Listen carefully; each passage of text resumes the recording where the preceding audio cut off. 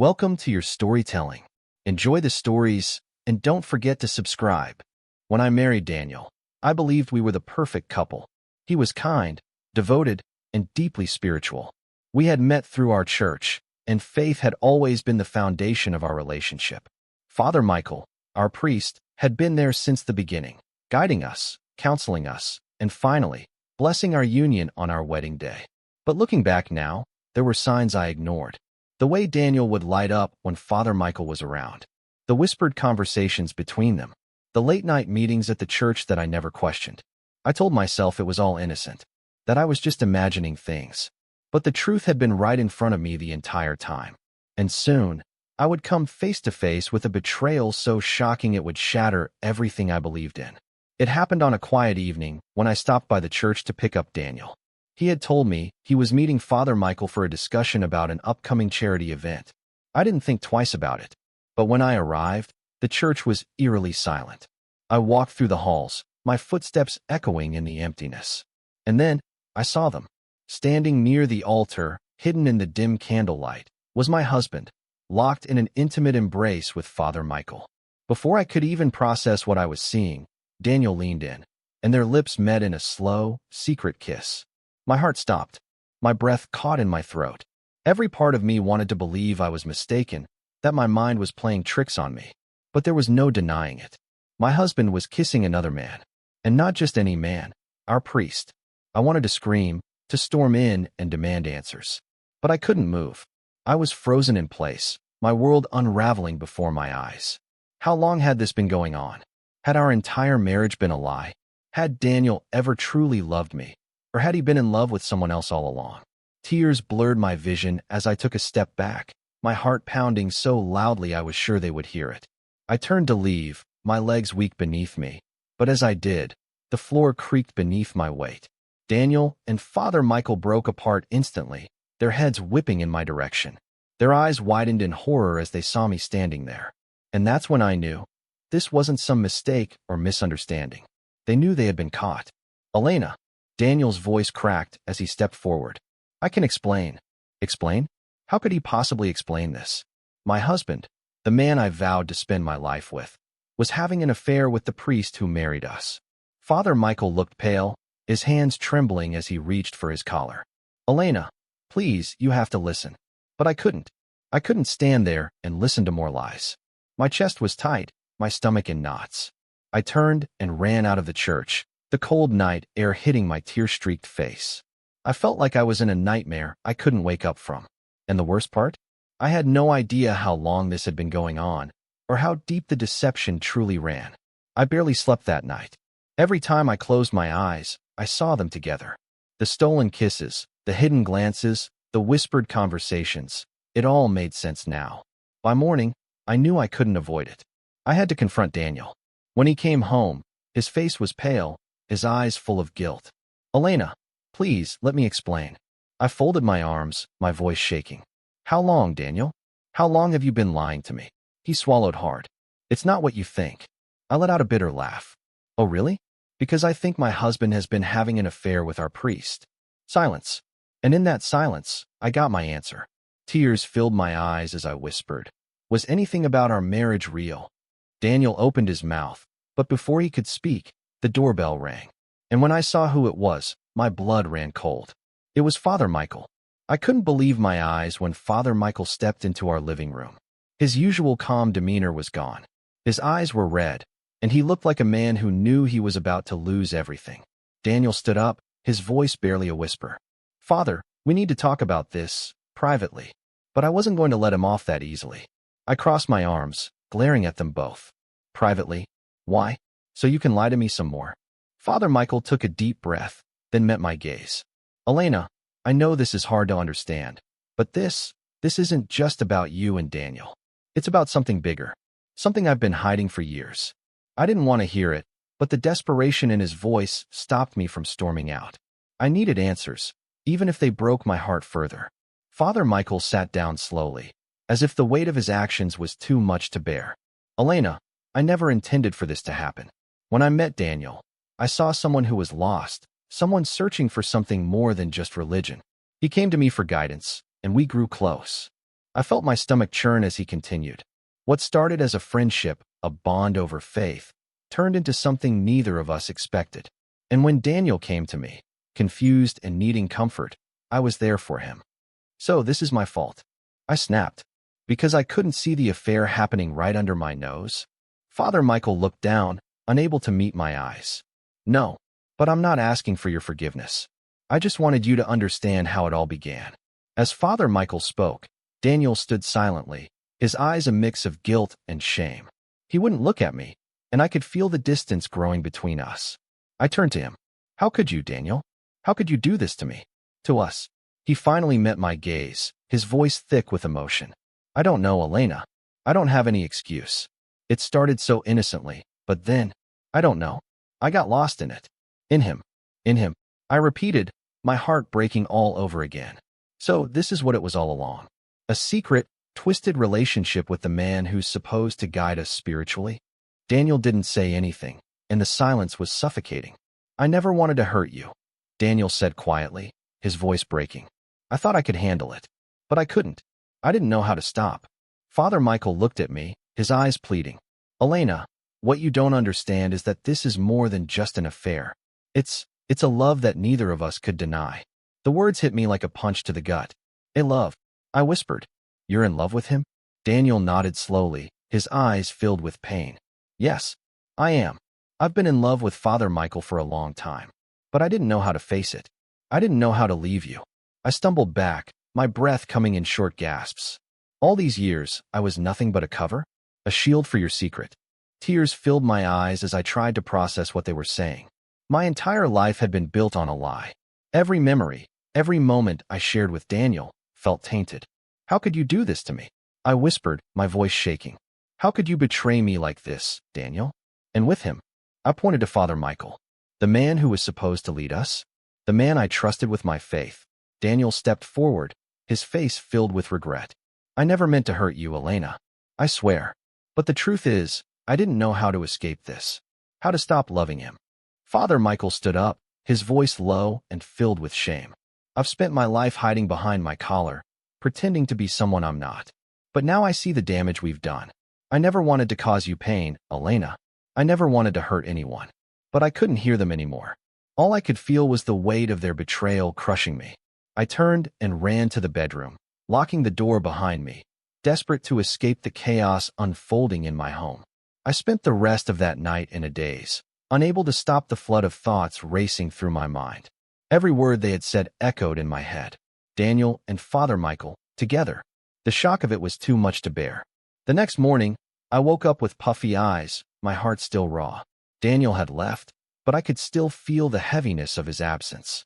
My phone buzzed with messages from friends, but I couldn't bring myself to answer. How could I explain this? How could I face anyone after everything I had learned? I walked to the church later that day. I don't even know why I went. Maybe I was looking for answers, for some kind of closure.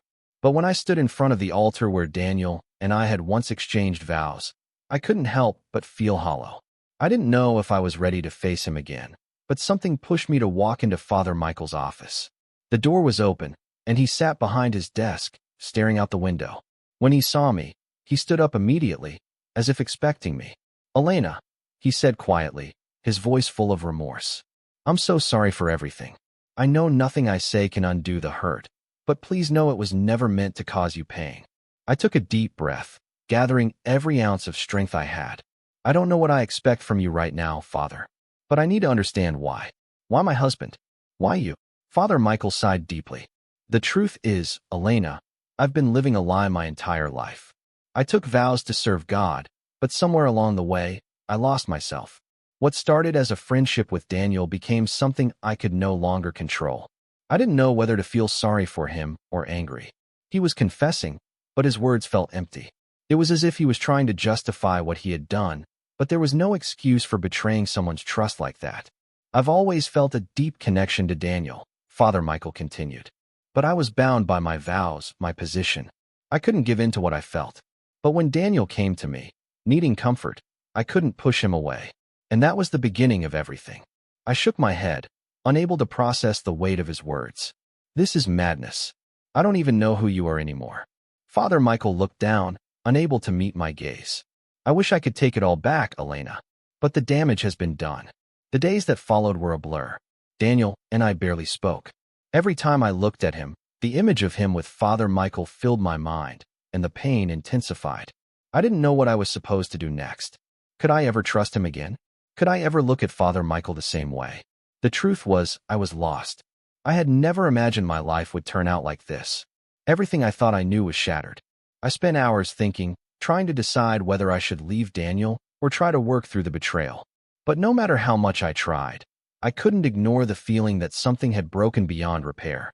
The turning point came one evening when Daniel came to me, his eyes pleading. Elena, I can't live with myself anymore. I know what I did was unforgivable, but I love you. Please, just give me a chance to prove it. I stared at him, my heart heavy. I had loved him once, deeply. But now, all I could feel was a deep sense of betrayal. How can I believe anything you say now, Daniel? You've broken me. I took a step back, tears streaming down my face. I need time. I need space to figure this out. But right now, I can't be with you. I watched as his face crumpled with pain, but it didn't change anything. I needed to find myself again. And I couldn't do that while still tangled in this web of lies and deceit. The days after I told Daniel I needed space were the hardest of my life. I didn't know how to move forward, how to heal from the wound they had both inflicted on me. The weight of the betrayal hung over me like a cloud I couldn't escape. I spent my days in silence, avoiding the outside world. Friends and family tried to reach out, but I couldn't bring myself to talk about it. How could I explain what had happened without feeling the shame and heartbreak all over again? It wasn't just Daniel who had betrayed me. It was Father Michael too, the man who had been my spiritual guide, the one I trusted with my faith. I felt completely alone, trapped in my own thoughts, drowning in the pain they had caused me. One afternoon, as I sat in the living room, trying to sort through my feelings, the doorbell rang. I opened the door to find Father Michael standing on the other side. His eyes were red, and his face was drawn with worry. I need to speak with you, Elena, he said softly. Please, just give me a moment. I didn't know what to say. I wanted to tell him to leave, to never come back. But there was something in his voice, a desperation I couldn't ignore. I stepped aside, allowing him to enter. What is it you want, Father? He looked down, his hands trembling. I came to apologize. Again. But I also came to tell you the truth about everything. About why this happened, and why I can never undo the damage. Father Michael sat down across from me, his eyes filled with guilt. Elena, I've spent so many years living a double life. My vows, my faith, they were supposed to guide me, but instead, they trapped me in a lie. I listened, my emotions still raw, my heart heavy with anger and sadness. So, you used your position as a priest to manipulate my husband? To manipulate me? Father Michael shook his head, tears welling up in his eyes. No, it wasn't like that. I never meant to hurt anyone. But when Daniel came to me for comfort, when I saw how lost he was, I couldn't stay away. We crossed a line, and I can never take it back. I wanted to scream, to lash out at him for the pain he had caused. But I couldn't. I just couldn't. The words stuck in my throat. As Father Michael spoke, I felt a strange mixture of anger and pity. I hated him for what he had done, but there was also something inside me that understood his struggle. I know you're angry, Elena, Father Michael said quietly. You have every right to be. But please, understand that this wasn't something we planned. It wasn't something we wanted. It just happened. I stood up, pacing the room. This isn't just about what happened between you and Daniel. This is about the trust one had in both of you. This is about my faith in everything I believed in. He stood up as well, his voice filled with regret. I know, Elena. I've lost everything, and I will never be able to fix it. But I had to come here, to speak the truth, to ask for your forgiveness. I looked him in the eye, my voice shaking. I don't know if I can forgive you. I don't know if I can ever trust you, or anyone, again. The conversation with Father Michael left me feeling more torn than ever. I couldn't ignore the pain, the betrayal, but a part of me still longed for answers, for closure. Could I ever find peace with what had happened? That night, I finally sat down with Daniel. His face was pale, and his hands were trembling as he spoke. Elena, I've been thinking about everything. I've hurt you, and I don't know how to fix it. But I love you. I never wanted to destroy our marriage. I looked at him, my heart heavy with grief. I don't know if love is enough anymore, Daniel. I don't know if I can ever go back to the way things were. Tears filled his eyes. Please, Elena. I will do anything. Just give me a chance to prove that I can change. But deep down, I knew the truth. I had already lost him. And I had lost myself, too. The days that followed were a blur of indecision. I couldn't make sense of my emotions. On one hand, I still loved Daniel. But on the other hand, I couldn't ignore the betrayal. I tried to find comfort in the things that once gave me peace, my friends, my family, but nothing felt the same. Father Michael had reached out a few times, but I couldn't bring myself to speak to him again. The pain of hearing his voice only made everything worse. It was a week later when Daniel came to me, his face etched with exhaustion and guilt. Elena, I'm not asking for your forgiveness right now. I just need you to know that I'm working on myself. I'm going to therapy. I'm trying to be a better person. I know I've ruined everything, but I'm not giving up on us. I didn't know what to say. How could I forgive him? How could I ever see him the same way again? I found myself spending more time alone, reflecting on everything that had happened. I couldn't ignore the fact that Father Michael had crossed a line and that my marriage had been shattered. But as much as I wanted to hold on to my anger, a part of me began to wonder if forgiveness was the only way to find peace. I met with a therapist, hoping to sort through my emotions, but it felt like every answer just led to more questions. How do you forgive someone who has broken your heart in such an unforgivable way? As I sat in therapy, I realized that I wasn't just struggling with Daniel's betrayal. I was struggling with my faith. How could I continue to believe in the church, in God, after everything that had happened? I couldn't keep pretending everything was fine. The cracks in my marriage were too deep, and the weight of the secret affair with Father Michael was suffocating. I had spent weeks in denial, hoping things would go back to normal, but nothing was ever going to be the same. One night, I found myself sitting alone, staring out the window, when Daniel came to me again. Elena, please. I know I don't deserve your trust, but I'm here. I'm not going anywhere. If you want to leave, I'll let you go. But please, don't make a decision you'll regret. I looked at him, and in that moment, I realized I was standing at a crossroads. Could I move forward with him, or would I have to let go of everything we had built together? Father Michael came to see me one last time. His visit wasn't planned. It was more like an unexpected reckoning. He stood in front of me, looking more broken than I had ever seen him. I know this is the last thing you want to hear from me, Elena, he said softly. But I need to apologize one final time. I never meant to hurt you. I thought I could control my feelings, but in the end, I failed everyone, especially you. His words were full of regret, but they didn't bring the closure I thought they would. All I could think about was how long I had trusted him, and how my faith in him had ultimately been destroyed. I can't forgive you, Father, I whispered, my voice shaky. And I don't think I ever will. He nodded, his face filled with sorrow. I understand, and I will carry this guilt with me for the rest of my life. I just hope you find peace. I finally made a decision. I couldn't stay in this toxic, broken relationship any longer. I needed to find my own path, to rebuild the pieces of myself that had been lost. The betrayal was too great, the damage too deep. I told Daniel that I needed a divorce. The conversation was painful, but in a way, it was also a relief. It was the first step toward healing, the first step toward reclaiming my life. As I stood in the empty house, surrounded by memories of a life that no longer existed, I knew that I wasn't ready to forgive, not yet. But I also knew that forgiveness would come in time. For now, I just needed to find peace within myself. The process of divorce was as painful as I had imagined. Every time I signed a document, it felt like I was carving away a part of myself. This wasn't just about ending a marriage. It was about ending the life I thought I would have forever. But every step I took toward freedom brought a sense of clarity, even if it was accompanied by sadness. Daniel and I tried to keep things civil during the divorce proceedings, but the tension between us was undeniable. There were moments when I felt as though we were strangers, and then there were moments when I remembered the man I had once loved. It was a constant battle between heartache and relief. On the day I signed the final papers, a heavy weight lifted off my shoulders, but there was also an emptiness. Was this truly the end? Could I ever really let go of the life I thought I would have? After everything that had happened, I struggled with my faith. The church, the priest I once trusted, had all been tainted by lies. I didn't know how to reconcile my feelings of betrayal with the belief system I had once held dear. I spent weeks avoiding church, staying away from anything that reminded me of what I had lost. But as time passed, I realized that my faith wasn't just about the church or about Father Michael. It was about something deeper, something within me that couldn't be destroyed by another's actions. I found solace in quiet moments, walking in nature, reading, and reflecting. Slowly, I began to rebuild my spiritual life, finding peace in the stillness and understanding that forgiveness, while difficult, was something I had to give myself, not others.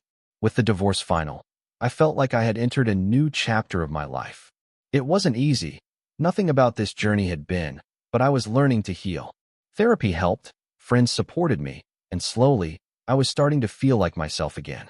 One evening, as I sat in a cafe, a familiar face walked by, Father Michael. He didn't see me, but I couldn't help but feel a pang of sorrow. I had spent so many years looking up to him, believing in his words. Seeing him now, so far from the man I once thought he was, stirred up a mixture of emotions I wasn't ready to face. But I didn't approach him.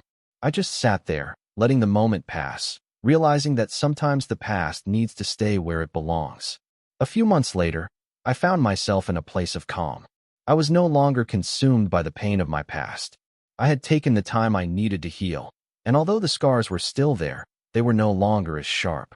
I had rediscovered my own strength and was slowly starting to look toward the future. One day, as I walked through a park, I met someone new. His name was Alex, and we struck up a conversation as if we had known each other for years. There was no pressure, no expectations, just two people sharing stories. It wasn't about love at first sight, but for the first time in a long while, I felt the possibility of something new. Maybe there was more to life than pain and betrayal. Maybe I could find happiness again. As the months passed, I found myself embracing this new chapter with cautious optimism. My heart was no longer shattered, though the memories of what had happened still lingered in the background. I had learned so much about myself throughout this journey, about strength, resilience, and the power of moving forward. Father Michael and Daniel were part of my past, but they no longer had a hold on my future. I had forgiven them, not for their sake, but for mine. I didn't know where life would take me next, but I was ready to embrace the unknown, to trust again, and to live a life free from the shadows of betrayal. Thank you for listening to my story until now. If you like the video, please support it by subscribing and liking.